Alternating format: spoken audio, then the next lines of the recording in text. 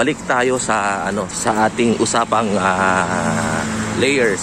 Lately, may client ako na nagtatanong kung kailan daw ba pwedeng ikal na yung kanyang layers. Bali, ano po yan, ikakal po natin yung ating mga alagang layers kapag mahina na po silang mangitlog. Kapag mahina ng mangitlog, mako-compute din natin kung ilan yung kanilang kinakain, ilan yung kanilang iniitlog, at kung ibinawas natin yung ating daily expenses sa kanila, titignan natin kung may kita pa ba tayo. So ganun po yung practice ko. Hindi ko po sinusunod yung nasa libro na 18 months and then pwede na siyang ikal. For me, bakit mo ikakal kung kumikita ka pa naman? So ganun po yung practice ko. Titignan ko kung may kita pa ba. Halimbawa, 18 months na. Titignan ko, kukompute ako kung may kita pa. 7,500 heads na layers. Meron pa akong kitang 2,000 daily. So bakit ko ikakal? Unang-una, wala pa akong pamalit. Dahil nung mga time na yon talagang pahirapan ng CCO. So hinayaan ko lang siya na hangdun lang humiitlog, na alagaan. Kasi what is 2,000 pesos daily? Sa isang buwan, 60,000 pa rin yan. Napakalaking halaga pa rin yan, di ba?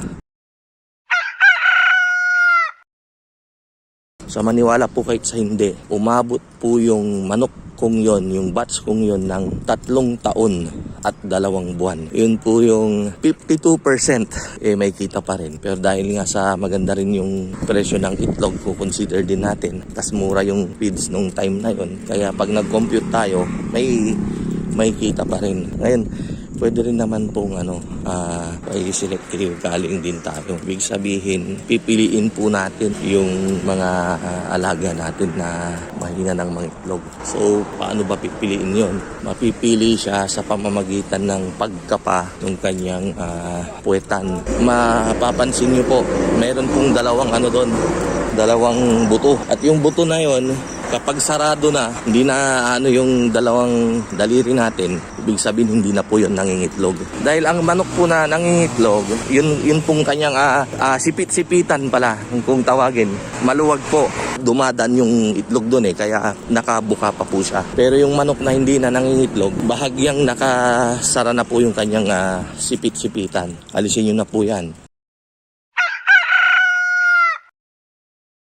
So kung halimbawa ang alaga nyo let's say 1,000, maalis nyo yung may hindi na pala nangitlog dyan na 200, alisin nyo na po yan, ibenta nyo, malaking matitipid nyo sa feeds. Kumakain po yan, hindi naman nangingitlog. Kumbaga, kain tulog lang siya dyan. Doon na pupunta yung kita nyo. Ganon din yung ginawa ko doon sa batch kong yun. Tapos yung isa, yun yung practice na nakagawian natin. All in, all out. Sabay-sabay mong i-load, tapos sabay-sabay mo ring i-out. Lalo na sa malaking farm, ganon po yung kanilang practice. And then, pag nagkal sila, binibase nila dun sa edad ng kanilang manok. Yun, sabay-sabay nilang tinakal yan. Kasi meron na rin silang nakaschedule, ginogro na CCO, RTL na pamalit dun sa batch na yon. Kaya obligado talaga rin sila na ikal.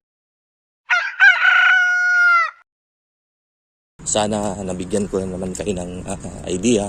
Maraming salamat sa panunood. God bless po.